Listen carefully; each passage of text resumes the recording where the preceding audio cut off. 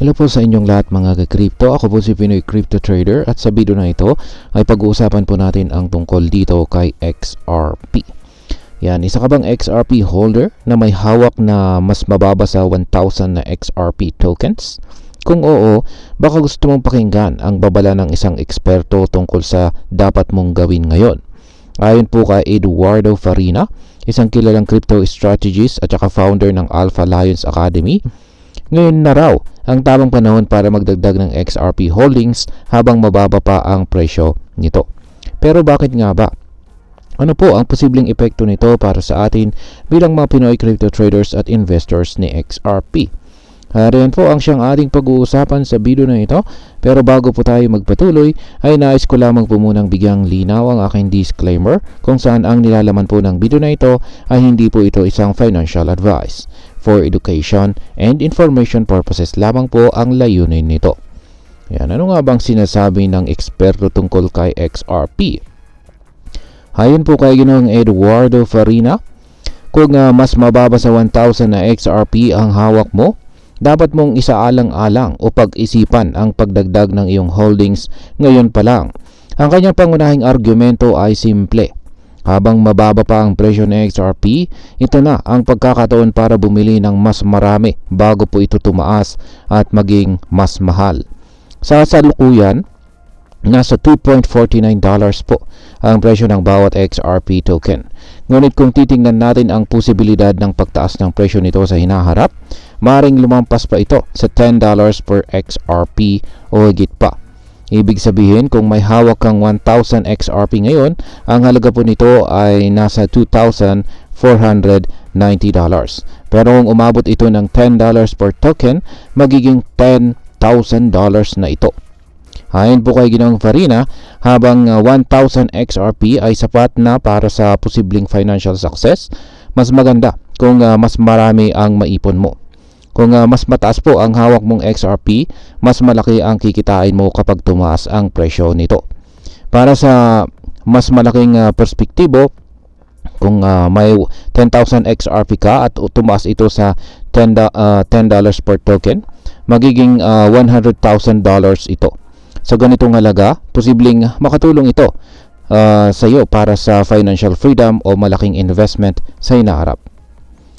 Ngayon ay ano po ang dapat nating gawin kung wala po tayong sapat na pera para magdagdag ng ating XRP holdings. Ngayon, kung hindi mo kayang magdagdag ng XRP ngayon, payo po ni Ginoong Farina na maghanap ka ng iba pang mga sources of income. At bakit? Dahil mas mainam na magkaroon po ng iba't ibang paraan ng kita upang patuloy mong mapalaki ang iyong investment kay XRP o iba pang mga cryptocurrencies. Kaya yan, meron pong ilang mga paraan kung paano mo ito magagawa. Una ay magkaroon po ng side hustles. Yan, pwede ka pong mag-freelancing, online selling o kahit na pag-i-invest sa ibang mga assets.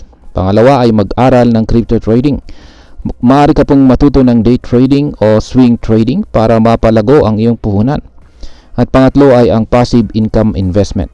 Pwede ka pong sumali sa mga staking, yield farming, o iba pang mga crypto-related passive income sources.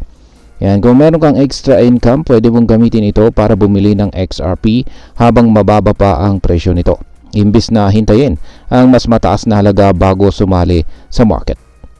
Yan ay bakit ngayon ang tamang panahon para magdagdag ng XRP? Hindi lang po si Ginoong Farina ang eksperto na nagpapayo na magdagdag ng XRP holdings ngayon.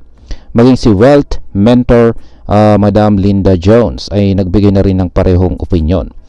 Noong nagkaroon po ng 26% price dip kamakailan, bumagsak sa XRP mula sa $2.99 papuntang $2.20 dahil po ito sa market correction.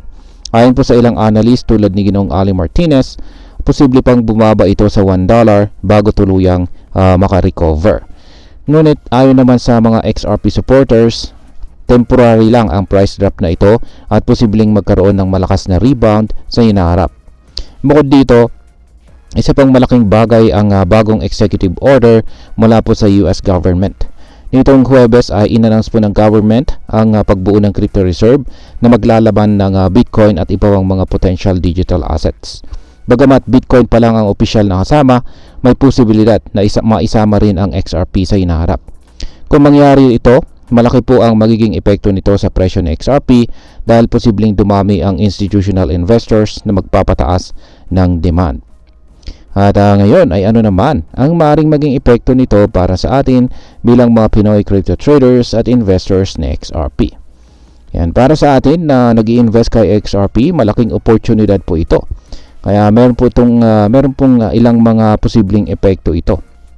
Una ay ang malaking kita para sa mga long-term holders. Kung may hawak ang XRP ngayon at tumataas ang presyo nito sa susunod na mga taon, maaari kang magkaroon ng malaking returns on investment. Pangalawa ay mas maraming Pinoy po ang mahihikayat at mag-invest sa crypto. Kapag mas maraming tao ang nagiging aware sa potensyal na XRP, maaaring lumawak pa ang adoption nito sa Pilipinas. At pangatlo ay ang mas mataas na risk para sa mga late investors. Kung hihintayin mo pang tumaas ang presyo bago ka bumili, baka mahirapan kang makakuha ng magandang entry point sa market. At ayan, bilang panghuli ay ano naman ang aking masasabi tungkol dito. Ayon sa mga eksperto, ngayon na ang pinakamagandang panahon para magdagdag ng XRP holdings habang bababa pa ang presyo nito. Hindi natin masasabi kung kailan eksaktong tataas ang presyo ni XRP, pero sa dami ng positibong development sa crypto market, posible itong maganap sa hinaharap. Kaya kung may extra capital ka, pag-isipan mo ang pagdagdag ng XRP investment. Kung wala kang sapat na budget, maghanap ka po ng ibang sources of income para makapagdagdag ng investment sa hinaharap. At panghuli ay laging magsaliksik or mag-research at huwag pong mag-invest ng higit sa kaya mong mawala. At sa kabuuan, ang tamang diskarte po sa crypto ay long-term mindset at saka diversification. Kung naniniwala kang may future sa XRP, gamitin ang pagkakataong ito para palakasin ang iyong holdings bago maging mas mahal ang bawat token. At ayun, hanggang dito na lamang po tayo sa video na ito mga ka-crypto. Sana po ay inyong nagustuhan ang aking paliwanag sa video na ito. Kung inyo po itong nagustuhan, pakiclick lamang po ang like button nito. Marami pong salamat sa panonood. Ingat po tayo lagi at God bless po sa ating lahat.